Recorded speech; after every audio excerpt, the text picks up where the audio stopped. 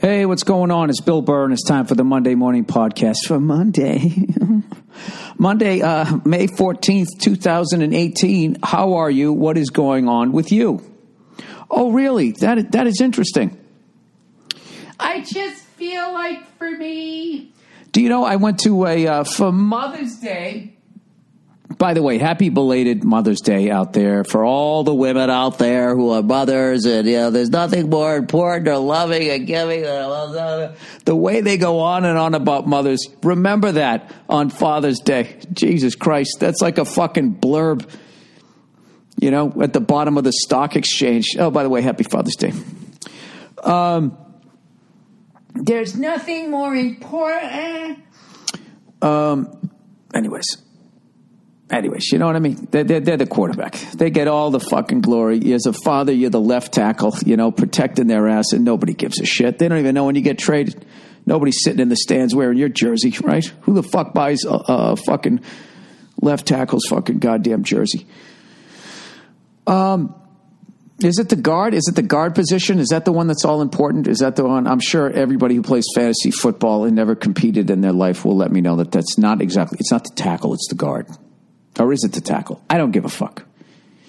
So we went to the Getty Villa, which is a museum.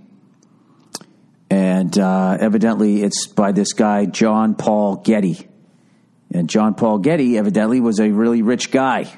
And like a lot of rich guys, he didn't pay any taxes, evidently. So he went out and he bought a bunch of art. John Paul Getty, let's see, didn't pay taxes. Let's see if this comes up with anything. The reason why J. Paul Getty refused to pay the billionaire refused to pay kidnappers. Oh, that was kidnappers. The tragedy of the Gettys. Oh, now I feel bad. What happened? Severed ears. What happened? Safari can't open this page. Is this still an active case? The billionaire who refused to pay kidnappers to save his grandson's life. What? Oh, man, what a cold bastard. The upcoming film, All the Money in the World. When the fuck did this come out? Oh, it's a film. That doesn't mean anything. That means it was based on a true story, and then everything else is going to be bullshit, right? It's like that movie Hidden Figures.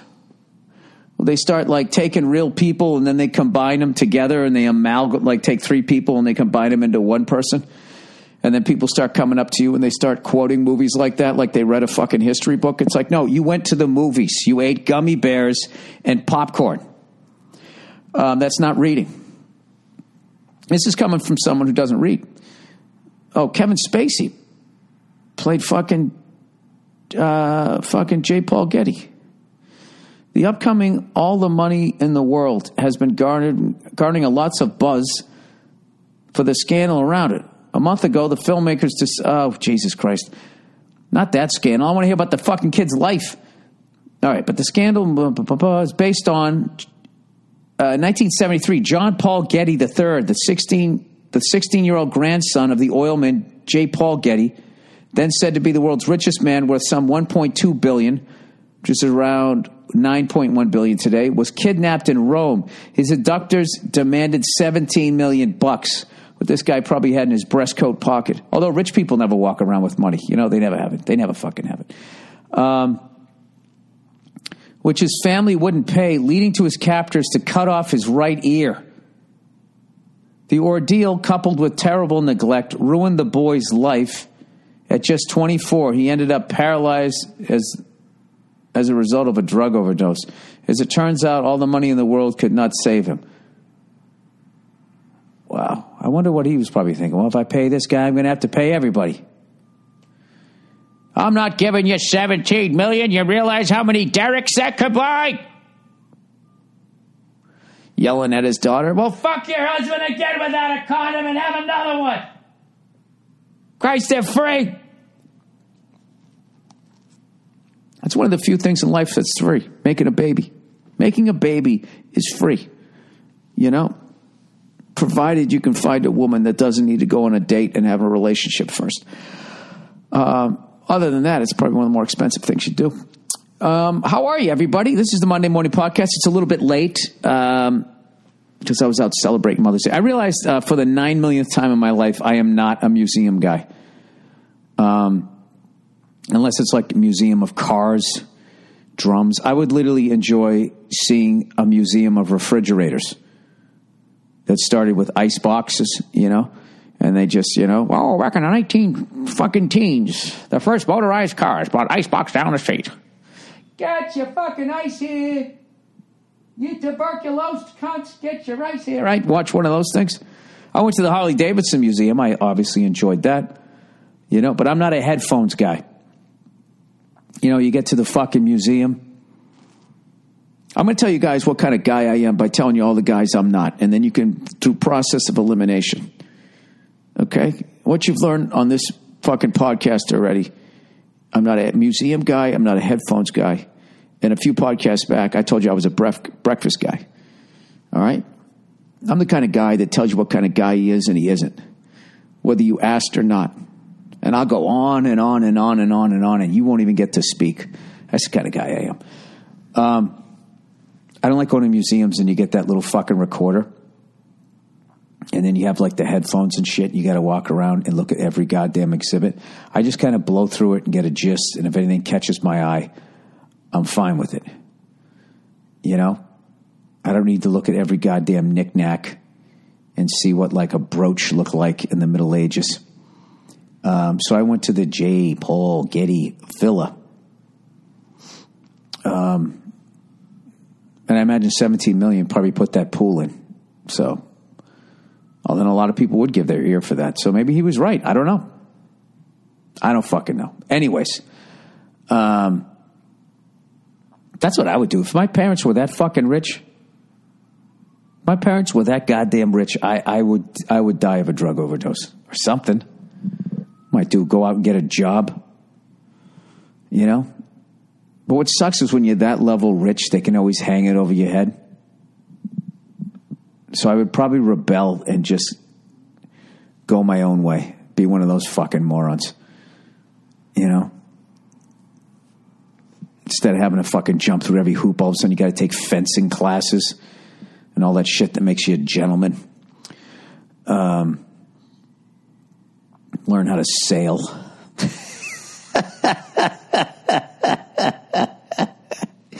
All that rich white shit that if you're in a fucking will, you know what I mean? First of all, someone that has that amount of money, for the most part, as far as the movies tell me, when I sit there eating, I don't eat gummy bears. I always go with the fucking peanut M&Ms. You can't get the ones that don't have peanuts in them. When you get the plain M&Ms, if you actually eat a movie-sized bag of one of those, you are so full of sugar, like you start having like disturbing thoughts. You got to get the peanut M&Ms, I think, or I'll get the chocolate covered almonds. Hey, I'm a fucking peanut M&M guy. I'm not a plain M&M. When did I start saying what kind of guy I am? This is some middle-aged shit. You realize that? When you start talking about that shit, trying to carve out, hoping somebody someday is going to make a statue of you. It ain't happening. Do you realize how many people you have to kill and oppress in order to get a statue made out of you? If you don't have an athletic ability. But even then, you got to crush a lot of homers, dunk a lot of balls, score a lot of goals, throw for a bunch of touchdowns. You got to do a lot of shit to get a statue. Everything's a lot. So if you're in power, you have to oppress a lot of people. You have to kill a lot of people, or maybe die tragically. It's not worth it. You know what I mean? Even if you're like fucking one of those athletes that gets a statue, because then what happens? You missed your kids growing up. While you were out there fucking, getting your Gordie Howe hat tricks, what were they doing? Huh? They were out there getting kidnapped, getting their ears chopped off. So, I guess what I'm trying to say is it's a price that everybody pays. So I went through that museum, and the only thing I liked, they had a giant ball of Play-Doh that for some reason took somebody 20 years to put together. And I can't imagine how much their significant other must have complained. I know as a guy, I don't know if my wife just started doing that with the Play-Doh. After a while, you'd be like, it keeps her happy. She's I was going to say she's out of my hair, but I don't have any. Yeah, other than that, I don't know, it's just a bunch of fucking weird-looking statues. Nobody looked happy back in the day. You know, everybody's just fucking grumpy. That's because most people died by the time they were like 20. Like, you know, like not like people have a problem contemplating their own mortality because you can, you know, even if you're a moron, you can pretty much live a good 70 years. So you don't have to think about it for a while. You can stand there on your smartphone, right? As you take a picture of the menu and then text, what should I get, to your fucking boyfriend or your girlfriend, whatever your deal is. But back then, you know, people like you got a fever and you just died. You know, you fell off something. You know, your leg turned fucking black. You just fucking, people died back then. You know, they didn't just keep going the way we do. Once you fucking, you know, anything happened to you back then, you've just fucking died. Mothers giving birth died. Babies in them died. 2 for 1 right there, you know. It really is amazing. You really have to appreciate the level of fucking that has been done globally for us to get to this level. I guess maybe it's science, you know, coming up with aspirin and shit like that. You know, this is even dumb for me. I'm literally stepping outside myself listening to this. Here's a funny story for you. Real quickie, all right? Last night I went down to the Comedy Store. They had the memorial ceremony for Mitzi Shore, the woman who started the Comedy Store and ran it for decades. And basically because of what she did, I got to all of these comedians that I watched that made me want to be a comedian was because that she started the place and looked out for them and all of that stuff. So I had to go down there. You know, even though I only met her twice. One time I didn't really even meet her. I was auditioning for her. And they were like, this is Mitzi Shore. And she barely looked at me. And I went up on stage. And I don't even know how much time I did, but she was gone by the time I got off. And her review was, he isn't ready. As much as that pissed me off, she was right. I wasn't ready. And then years later, I got in. And I talked to her briefly. So, you know, I didn't want to go up. You know, I hate when people go up on a memorial service and talk when they didn't fucking know the person. So, unfortunately, I didn't get to know her. But I definitely more than profited off of all the work that she did and all the comics before. So thank you to all of them. So anyway, so I'm down there and, you know, I'm getting to watch all these people talk and tell them these hilarious stories about Mitzi in the Comedy Store back in the day. And this person comes up to me and goes, hey, you know, I guess like an audience member or something. I was at, you know, comedy groupie or some shit was going, hey, I was in fucking, I was at your show the other night. Were you trying out a bunch of new stuff? I said, you know, a few things here or there were new, but, you know, for the most part, you know, it's proven stuff. And she goes, what about that Me Too stuff? And I said, oh, no, I've had that since, you know, shit started going down. And she goes, would you like to hear my opinions of that material as a woman, as a female? She goes, would you like to hear my opinions on that material as a female? And I just go, no. I walked away.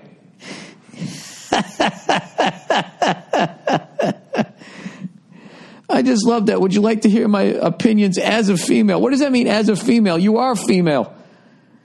Could you give me your opinions as a hermaphrodite? You know, how would you do that? I have no idea. I don't. I'm sure that person is a nice person. I didn't take offense to it, but it was one of the easiest questions I've ever had to answer, and I just walked away. And to her credit, she laughed, and I just walked away. But I think that's just a symptom of, you know, just the internet. Now you can comment on fucking YouTube videos. You can comment on fucking, you know, fucking spew every thought you ever fucking have on a podcast. I'm literally talking to myself, so maybe that's what the fuck it is. But I've never in my life, I've never had a conversation like that. It was fucking bizarre. Oh, yeah, by all means. Why don't you punch up my shit? That's what I was waiting for. A complete stranger to help me out with my act. Could I have a complete stranger's set of eyes on this shit? And by the way, the material I did, it fucking killed. It fucking killed that night. Let me guess, your opinion is you didn't like it? Oh, maybe that's why I'm doing it. If you haven't noticed, I'm kind of an asshole. Anyways, plowing ahead. Did anybody watch the F1 race over there in fucking in Spain? Place I would love to go someday. What an exciting race. They got to do something, man. They got to do something to these cars where there's some sort of passing in the front row. It's like Lewis Hamilton just fucking... He just got to the corner first. He was in pole position, and then that was it. The one exciting thing was Ferrari pitted early, and they went to the medium tires. You know. I remember that the ones with the white lettering are medium. It's because they always say white guys are boring, average, whatever. That's how I remember those. Then I always forget like yellow soft and super soft is the pink, right? And I'm not going to get into the metaphor about that. But anyways. The only exciting thing was when Sebastian Vettel pitted early and changed his tires. And it was just like, is he going to be able to catch him? And that was answered pretty fucking quickly with a resounding no. And somehow Lewis Hamilton, after such a shitty fucking start, is fucking, he's back in first place again. And I don't know why. It bugs me. That was just because years ago, I remember when, he was asking his teammate to fucking help him out. This is when he had the fucking Days of Thunder Ricky Bobby shit going on with that fucking guy. What the fuck was his name back in the day? Nico Rosberg. They didn't get along. So Nico was being a teammate for him a few races earlier, and then when it was flipped and Nico was winning the race and they needed Lewis Hamilton to do something, basically do the same thing that Nico did for him, he fucking refused, which is not what you're supposed to do. He went Kobe Bryant on it. I want the ball. And ever since then, I was like, fuck it. Fuck this guy. I don't like this guy with his red private jet. All right, I'm stalking him. I don't literally not like the guy, but that was just one of those things. It's just like, I don't know. So anyway, so I've somehow, being German and Irish guy, I should be rooting for the fucking Mercedes team, right? I'm mostly German. But for some reason, I'm rooting for Ferrari. Maybe because it's just every fucking year, it's like Mercedes wins. The 2 years that I've been watching it. I think that's what it is. I don't know. Lewis, would you like to hear my opinions of your driving as a male who doesn't drive competitively? So anyways, I'm up here in San Francisco. That's why I had an early flight today. That's why the podcast is very late today. Flew up here. It was funny. I checked the weather in San Francisco, and right before the window opened, I said gloomy and shitty, and that's exactly what it is. Although the sun's coming out right now. This everybody talks about Seattle, how it rains and it's fucking gloomy and all that. I don't know. I've had more sunny days on shows in fucking Seattle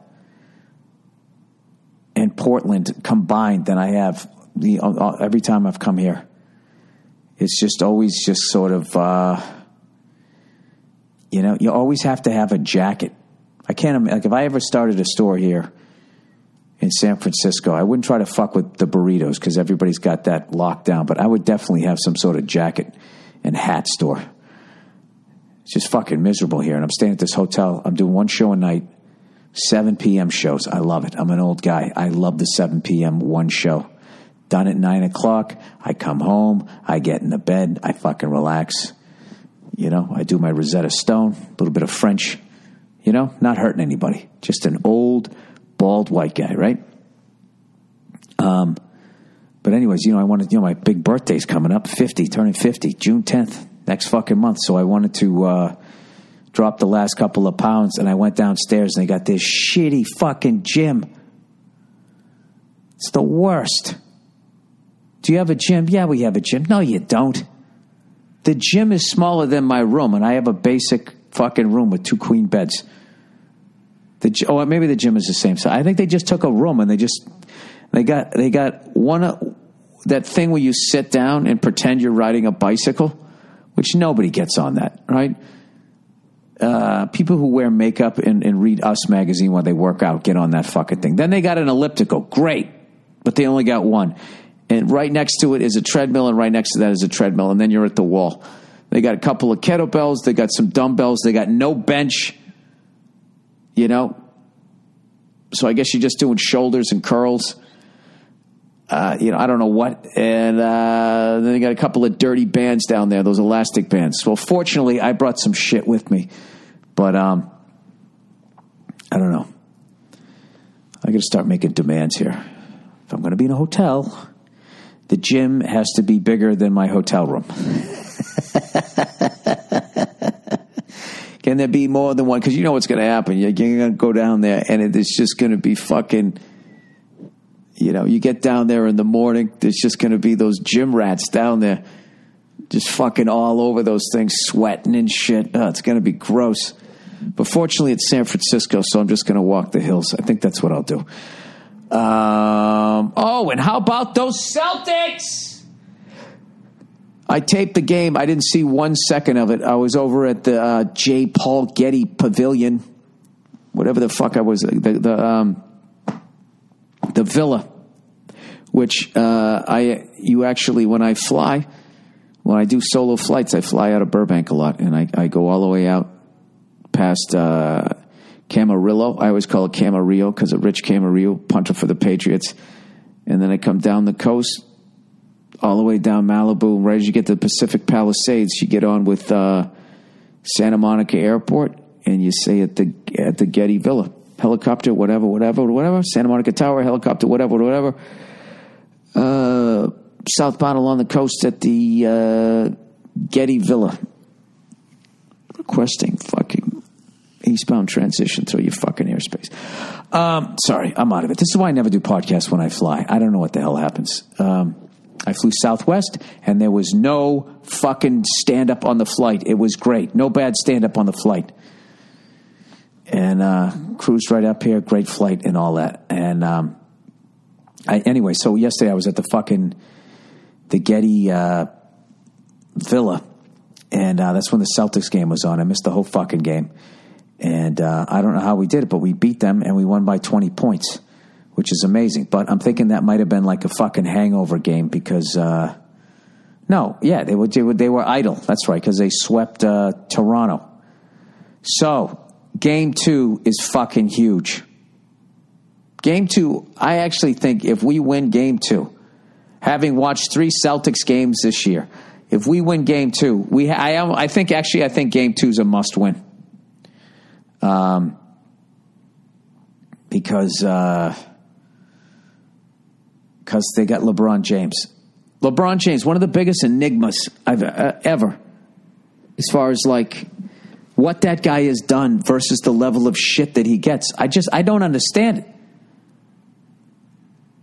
it. Are people ever going to forgive that guy for taking his talents down to South Beach? All right, so he went down there. He was part of a couple of pile-on fucking teams, but then he went back to Cleveland and won them their first fucking championship since fucking Jim Brown in 1965.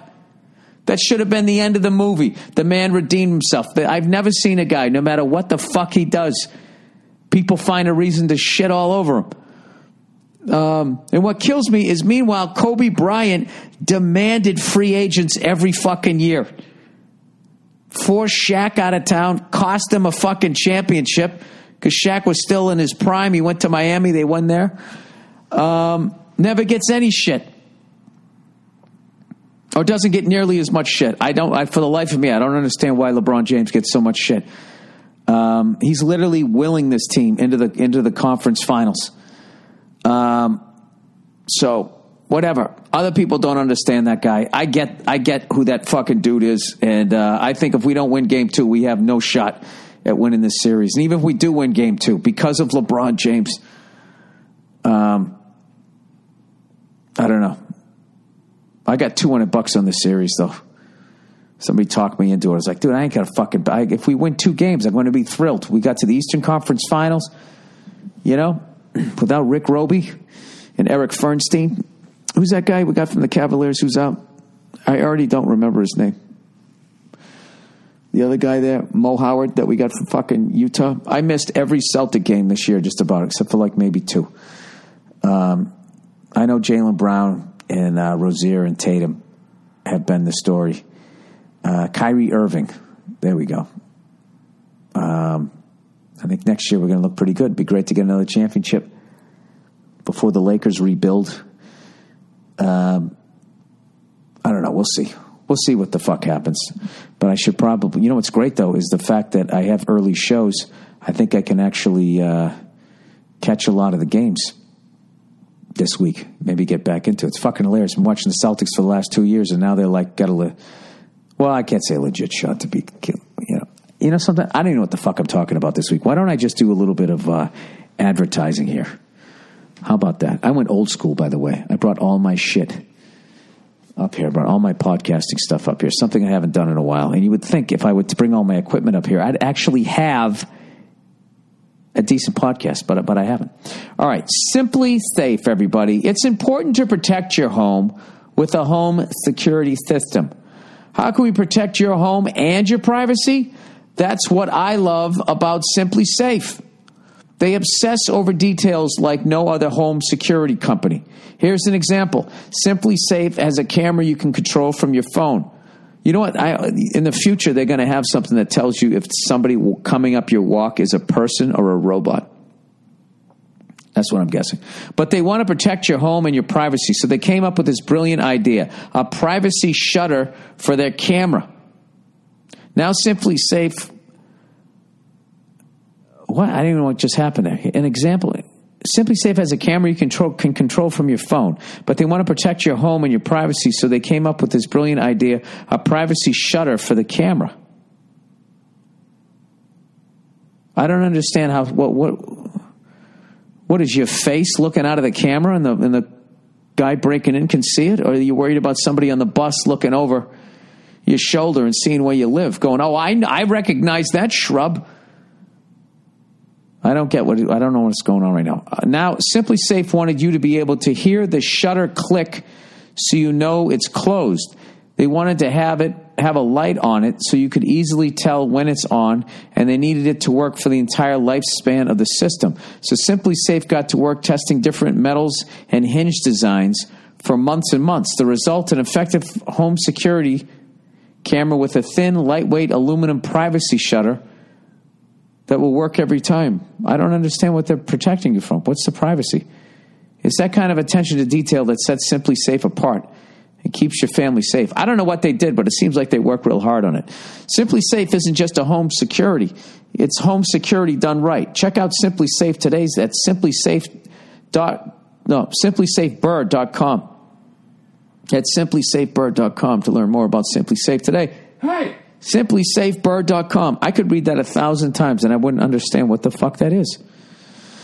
All right. Oh, me undies, going to a fucking museum. Me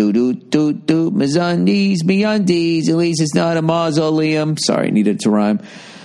Look at all the old shit. Isn't it nice? Go out to the cafeteria and order some rice. It tastes like shit and it's $100 because you're eating at a fucking museum with a bunch of snotty kids. I don't like little boys, by the way. Now that I have a daughter, they're always fucking jumping around, making all kinds of noise, and fucking bumping into kids. I really don't like them. The amount of times I've fantasized about punting one of those little bastards across the fucking room. You know, I had my daughter there at the museum, and I just knew these fucking kids, you know, and they're doing all that dumb shit little boys do to try to get attention, talking in weird voices and jumping around, flailing their fucking arms. Good Lord. As much as I can't stand them, I realized that I was one of them. All right, MeUndies. You've definitely heard me talk about MeUndies. You know, the fun, comfy undies that feel just as good as they look. To those of you who haven't tried them yet, listen up. You can get incredible underwear sent to your door with MeUndies. Meaning, no more hunting around for the perfect pair at a crowded store and eventually settling for good enough. This is how spoiled we are as human beings now. Going out and buying underwear is considered to be a form of hunting. MeUndies is so sure you'll love your first pair that if you're not happy, they'll do whatever they can to get you into the right pair. And if they can't, keep them and they'll refund you. So it's really So it really is risk-free to try the best underwear ever. And if you're already part of the MeUndies family, tell your friends about it through their referral program. They'll get a discount and you'll get store credit. It's a win-win. Still not sure? Well, MeUndies has a deal for my listeners. First-time purchasers get 20% off their first pair of MeUndies and free shipping. That's 20% off plus free shipping and a guarantee that you and your MeUndies will be very happy together. Get your butt over to MeUndies.com and treat yourself. To get your 20% off your first pair, free shipping, 100% satisfaction guarantee, go to MeUndies.com/Burr. That's MeUndies.com/Burr. All right, next one. Dollar Shave Club. Dude, the Celtics and the Bulls. did you see Barstool Sports fucking retweeted that clip of that guy from the Celtics Lakers 30 for 30? Why are the Celtics gonna win? Because they are. Because the Celtics are the Bulls. His fucking high-pitched voice. If you ever shower or brush your teeth or try to make your hair look presentable, all right, 2 out of 3 ain't bad. Here's some good news. Dollar Shave Club has a lot of stuff to help you out. Dollar Shave Club, yes, that Dollar Shave Club delivers everything you need to look, feel, and smell your best. You name it. Shampoo, conditioner, body wash, toothpaste, hair gel, even a wipe that'll leave your tush feeling tingly clean. You'll be a big fan of their amber and lavender calming body cleanser. Doesn't that sound wonderful? After you try it for the first time, good luck finding a product that great at the store. Well, I'm sure you could. We're selling the convenience of it. No, let's not fucking overstep our bounds here, Dollar Shave Club. Like you can't find that at a store. You can find that. Anyways, but who the fuck wants to go out there? You're already getting your underwear delivered to you. Why not have all the other shit that you use before you put on your underwears? All of Dollar Shave Club's products are made with top shelf ingredients that won't break your budget. You feel the difference. Plus, shipping is free with your membership. And here's a great way to try a bunch of Dollar Shave Club's products. For just $5, you can get their Daily Essential Starter Kit. It comes with body cleanser, one wipe, their amazing butt wipes, their world-famous shave butter, and their best razor. It's I wish I had some of those one-wipe Charlies now. This fucking hotel has that tear-your-ass-up toilet paper, you know? You know that shit that's almost see-through? You got to use like half the fucking roll so you can't see your hand on the other side of it. And their best razors, a 6-blade executive razor. Keep the blades coming for a few more bucks a month and add in shampoo, toothpaste, or anything else you need. Speaking of your next month, for a limited time only, use the code BURR at checkout to get $5 off your second month of the club. That's code BURR, B-U-R-R, at dollarshaveclub.com to save $5 on your second month. Join the club today. And lastly, but certainly not leastly, these are not in order of popularity. I just read them as they come. Headlining, once again, Stamps.com, everybody. Use the U.S. Postal Service is an important tool for any business. Buy and print official U.S. postage for any letter, any package, any class of mail using your own computer and printer. Stamps.com makes it easy. They'll send you a digital scale that automatically calculates exact postage. Stamps.com will even help you decide out of the fucking blue the best class of mail based on your needs. No need to lease an expensive postage meter, and there are no long-term commitments. I use Stamps.com. I'm going to be using it when I send out my posters over to Dublin and London, England. I'm a moron. If I can figure it out, so can you. So can you. And right now, you too can enjoy the Stamps.com service with a special offer that includes a 4-week trial plus postage and a digital scale. Go to Stamps.com, click on the microphone at the top of the homepage and type in Burr. That's Stamps.com. Enter Burr. There you go. Speaking of which, this run of dates here is my last tune-up before I go over there and do those 2 huge shows, which, in a good way, I am nervous about. I want to make sure that I have good shows, so I am going to be doing a bunch of shit this week, and then that'll be, the end of this week will be the 18th, All right, 7. So I still have like a 2-week gap. I'm gonna have to do a lot of fucking popping in, doing some shows to make sure I stay on my fucking game here. All right, In the Eye of the Beholder. Oh fuck, why did I write that down? Oh, you know what? Because since my Bruins lost in the playoffs, I ended up. Some friends wanted to get together and they wanted to play that Metallica song, Eye of the Beholder, off of the Injustice for All album. I believe it's track number 2. And so I've been listening to all this Metallica. And I never used to listen to them. I went the other way. I listened to more fucking Warrant than I listened to Metallica. I like single bass drum playing, and I just like... It was just too raw, too fast for my ears. I never got into it. So now, of course, I'm going back. Now I'm listening to it going, oh, my God, this shit is unbelievable. And I actually sat down. I took a video of it. I'll take a video of it, and I'll post it. I actually wrote the entire drum chart out in my own chicken scratch. I didn't put down the hi-hat or many of the crash cymbals, just so I could make sense of the song. And what I noticed about Lars playing is he's pretty religious when in the chorus, and then with a lot of time changes obviously on that album. So those drum parts are pretty repetitive, but in the fucking verses, that guy is just like flying by the seat of his pants. So he has all these different little things that he does, and really, really fun album to listen to. And so I sat down and I wrote out the whole fucking drum chart for that song. It's like 4 or 5 pages long. Because I was trying to memorize it. I'm like, this is going to take me for fucking ever. Why don't I know how to read drum music, so why don't I just sit down and write this shit out? And I'm really glad that I did. But then I have to watch out, like I get into shit. So then all of a sudden it's like, well, I'm going to write out the drum chart for Shortest Straw. I'm going to do the whole fucking album. Anything to keep me out of the buzz. I'm not going to lie to you. I had 1 drink Saturday and 1 drink Sunday. Small ones. And very small ones. And now I'm back on the wagon again.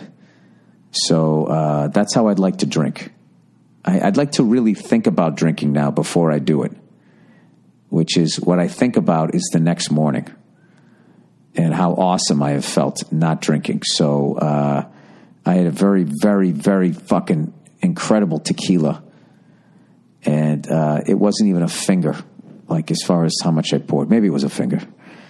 And I just sipped it. It was nice. I really enjoyed it. Didn't even have ice on it. Nothing. Just really nice. And then that was it. And then I was done. And then I had a water right next to it. And I immediately if I go to the water, that fucking... makes me not go like, oh, I'm going to have a fucking bunch of these. So, anyways, I think I'm going to, the goal anyways is just kind of chill this week. And, I've been talking to a couple of my buddies who've just been starting to slow down a little bit with the drinking. And it's just more like, I don't know, how you look at it, because I am not by any means a young man anymore, and that shit will fucking age you and kick the shit out of you, and life is hard enough. I don't need to be adding that, So, anyways, speaking of which, I found a healthy place near my hotel, and I just walked down there. Got that stuff and all that shit, So, I guess I got it. It's time to pass the baton, okay? Partying is a young man's fucking game, and I'm done with it. There, I said it.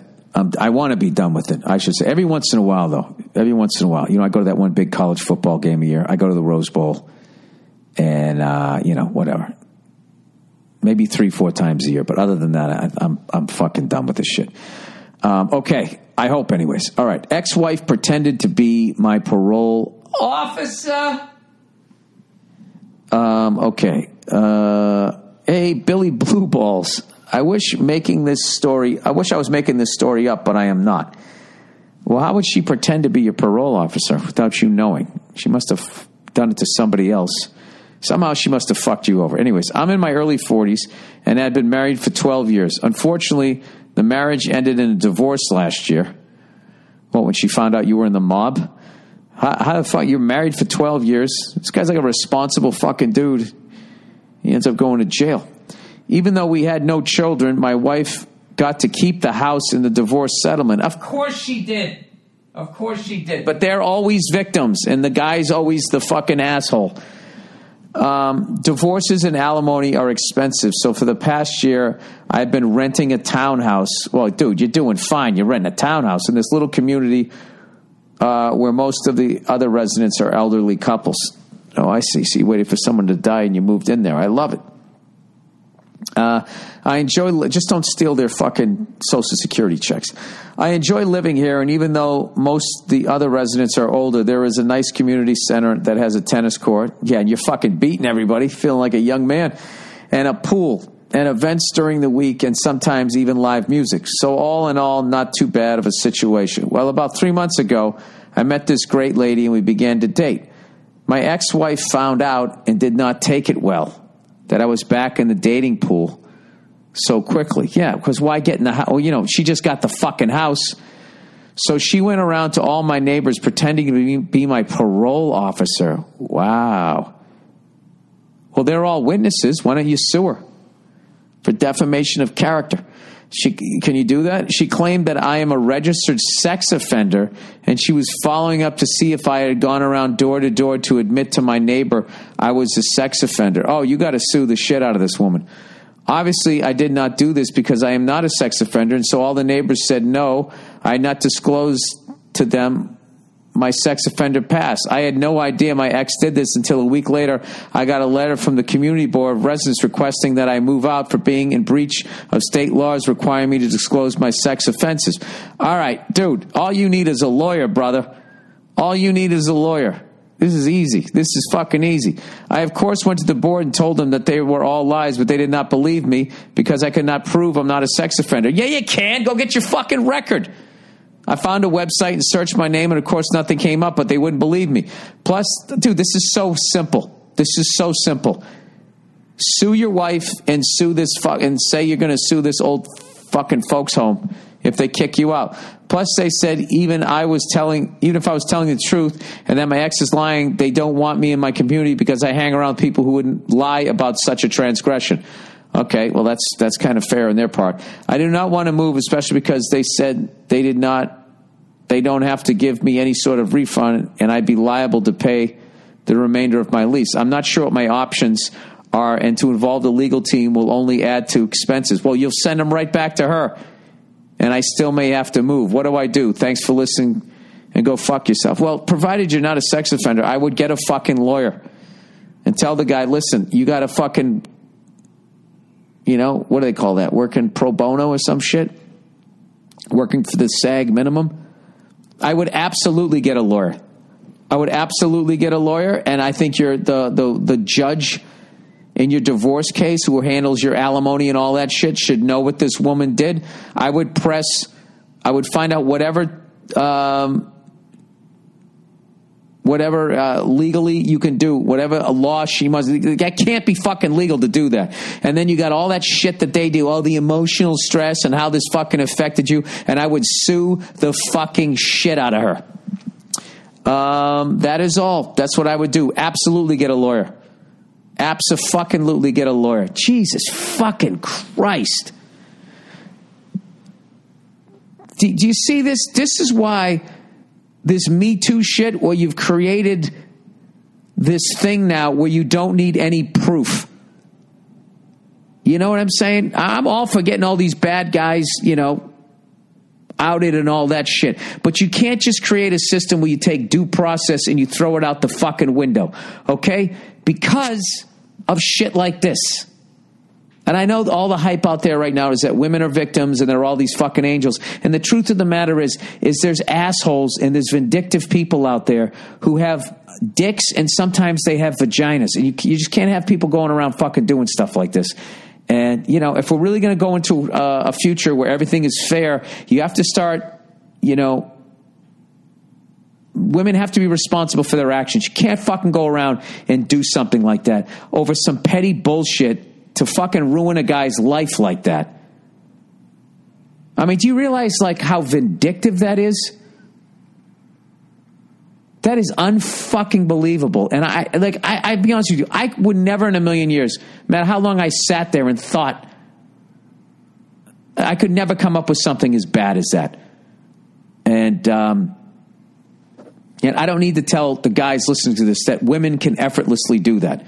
Hell hath no fury like a fucking woman scorned, especially when they're not held fucking responsible. You know, I just love how women can get away with like destruction of property. There's even a commercial on TV where this guy's going through some sort of breakup and this woman is just throwing all of his shit out the fucking window, computers and all that, and it's played for comedy. It's fucking considered hilarious. You know what I mean? Which, fine, I can roll with that, but you can't, have some overbearing guy screaming at his fucking wife played for comedy anymore. I guess you used to be able to do that. But, sir, if you were actually innocent of everything that she just did there, I would absolutely. You know what, dude? Why don't you start a startup? Start a startup to get a fucking lawyer. You give me the link, dude, and I'll throw $500 at it. Sue the shit out of her. If she fucking did this to her, sue the fucking shit out of her. Good luck to you. All right. And I'll tweet out the fucking link and everybody just get on this thing and let's get this guy a fucking lawyer so he can get on with his goddamn life. He's not doing anything wrong, according to him. Okay? As long as what he's doing is telling the truth. Other than that, I think I might be giving $500 to a sex offender. Kidding. All right. Crazy wife. Jesus. Hey, ladies, can you guys write in too? Because I want to keep this balanced. I don't want this to be a fucking sausage fest here. All right. All right. Crazy wife. I have a wife I met overseas. All right. Well, you know what? That's your fucking fault. All right. You know, you're going to go over there and they're going to have their fucking wooden shoes and their awful teeth. I mean, you're going to be over here and bring her around the Buffalo Wild Wings. What do you think's going to happen? Anyways, he goes, I'm 25 and she's 22. We're not technically married since we didn't finalize the paperwork. Okay, then what is the problem? We just had the ceremony, which is the only reason this question is worth asking. Otherwise, I just deal with it. Okay, fair enough. By now, it seems like the possibility of dealing with the consequences of dropping her is the better option. Okay, this already feels like you've already made your decision. You just want me to back it up. We were dating 2 years. She was normal. But since we got married, she flips out and gets hysterical over little things to the point where I feel awkward to just be next to her, even when we're alone. My first guess is she got married too young and she's freaking out. Because I would guess most of her friends aren't married yet at 22. I think she must be bipolar or something. She's still overseas. I'm about to submit to the paperwork to get her a visa, but I'm at a critical point in my future career that's very competitive, and I can't deal with any of that, much less put up with it for the rest of our lives. When she freaks out, she says things like she wished she hadn't married me and fuck me and all that, which is one thing, but then she says she wishes she were dead and that she wants to kill herself. Oh, dude. You know what? I would take that paperwork and I would go down to Staples and say, hey, I'm in the market for a paper shredder. Do you have the cross-cutting one? And they'd be, yes. Any way you could plug it in, I could just try it out. And then when they plug it in, you put that marriage contract in there. And then look at the Staples guy and be like, yeah, I mean, it's nice, but I don't think I need it. I don't think I like it. And then just walk out. All right? Because, dude, I think you're going to end up like the guy in the last one, living in an old folks home with some crazy fucking woman. Anyways, he goes, I can find someone else, but my friends and family know we got married and we're expecting to have her over soon. Your parents aren't going to give a fuck. Is it better to bite the bullet and admit I made a dumb choice rushing into marrying this girl before I have to deal with the divorce settlements? It absolutely is. Keep in mind her culture is very old-fashioned and her friends and family would look down on her and she might never date/marry again. Not your problem. Not your fucking problem. She met one foreigner, she can meet another. And in case you're wondering, I'm an average-looking white dude. She's a solid 8. Dude, I don't give a fuck. I don't give a fuck. All right? Okay, dude, this is, and the fact that she's not even there, I mean, whatever the fuck you are, this is the greatest thing ever. The situation that you're in is so easy. Just don't sign the papers. Just be totally honest with her. Just say your mood swings are so crazy that I no longer want to marry you.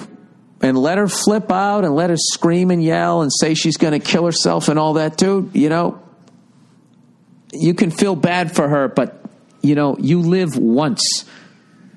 Okay? You only live once, okay? And being married is difficult, even when you marry the right person. Forget about somebody that's that emotionally erratic. And she's saying, I wish I never got fucking married so early in the marriage that you haven't even submitted the fucking papers. I mean, Jesus Christ, dude. Take the hint. And you're not happy. And you've already made the decision. You know what you're worried about, dude? It's going to be weird for about fucking 4 or 5 days. It's like shaving your head. People are like, dude, what the fuck? And after 5 days, they can't remember what you look like with hair. Dude, walk away. Fucking dump her and just go to the bar and get yourself a really nice fucking IPA, right? A really nice fucking beer, whatever the fuck you want.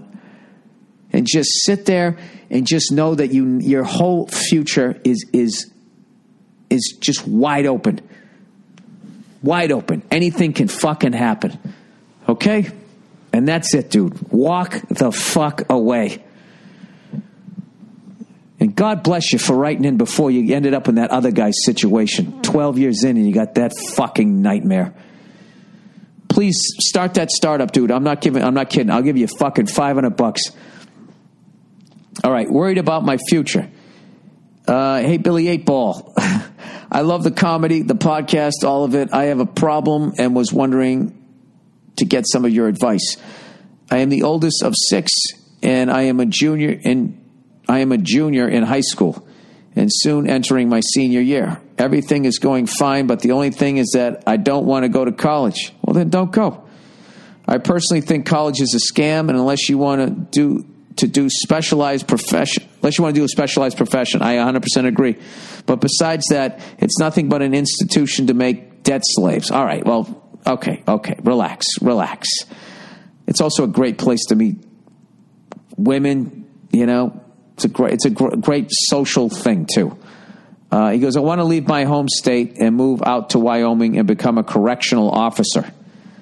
The only problem is my parents want me to become a lawyer. I don't want to become a lawyer. I want to do law enforcement. How do you think I should go about telling them? I love the podcast and go fuck yourselves. I would say, Mom and Dad, I have something important that I need to talk to you about. Don't worry. Nobody's pregnant and I'm not on drugs. Okay, start with that joke. So they'll relax. It's not life or death. It's just something I need to talk to you about. Sit them down and say, listen, I don't want to be a lawyer. I want to be in law enforcement. And then that's it. And let them react how they're going to react. But you do what you want to do in life. I wouldn't have such a bleak look about... you're definitely informed. But you don't want to get so dark that you bung people out that you say stuff like debt slaves. There's also people that go to college for 1 year and they meet somebody else and then all of a sudden they build a computer and they make fucking billions of dollars. There's all different ways you can do it. There's also ways, go to a fucking community college for 2 years and then transfer into the fucking more expensive, fancier school. The piece of paper is still going to say that you graduated from there. It's going to cost you half as much. There's a bunch of ways to do it. All right. But I would just sit down, just tell your parents what the deal is. Just let them know, like I said, that you didn't get anybody pregnant and you're not fucking on drugs. So they can fucking relax. All right. Boston or Chicago for a lady? Hey, Billy Burger Tits. I'll have you know that I'm back into working out. I'm back doing push-ups. I don't have burger tits. I have slider tits. Thank you very much. I'm a 28-year-old engineer from the North Shore there. Went to school in Boston, now work in Boston, and I live in Somerville. Saying you rent. That used to be called Slummerville. Now it's all fucking hipsters and cupcake places and all that. It's amazing. I started dating this girl a little over a year ago who lives in Somerville too, but it's from Chicago. Oh, but is from Chicago. She just got a new job in Chicago and is moving back there in a month. We talked about this happening before and kind of just decided to play it by beer, she said, and deal with it when it comes. Well, it came, and short-term solution is that I will stay in Boston for the next year and do long-distance relationship. All right, wait a second. Start dating this new girl a little over. So you've been in it for a year. You're 28. Okay. So I guess my problem is that I'm kind of at an age where I should buy a house instead of throwing money away in rent.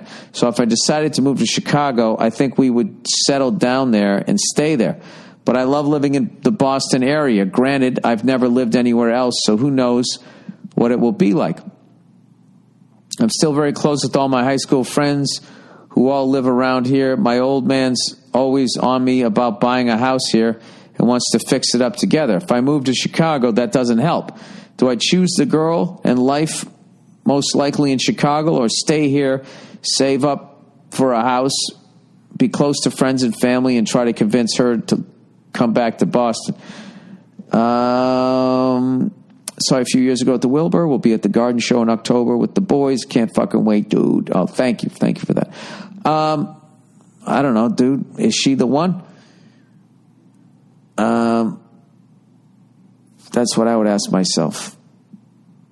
Why don't you do this? Over the next fucking year, why don't you go out there and visit Chicago and see if you like it?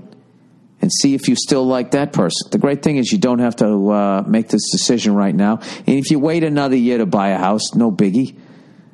Okay? As far as making a rash fucking decision, dumping this person or buying a place in Boston or buying a place out there before you know about it, I would just go out there and I'd get the lay of the land. I'd get the lay of the land there. I can tell you... Chicago is an incredible city. I love it. The food's amazing. The people are amazing. The sports there are incredible. But, you know, who's kidding who? You're always going to be a Celtics, Bruins, Red Sox, and Patriots fan. You just have to be. But now you got the sports packages and all of that. But I can't tell you, since 1995, I have been living behind enemy lines as a sports fan. I don't think it'll be as bad in Chicago. I just lived New York and L.A., so it was like fucking Yankee fans and Laker fans. So it's just that bullshit. Also during the curse of the Bambino. But that is a big decision. And I don't know how much you're into this person. All right? I would think if it was your soulmate, it would be a no-brainer. And you just go wherever the fuck she was going. Within reason, though, because you can meet your fucking soulmate. You know, if they're going to some shithole, you know, you're not going to want that. But Chicago is not a shithole. Yeah, I mean, I can't make this decision for you. But if you think,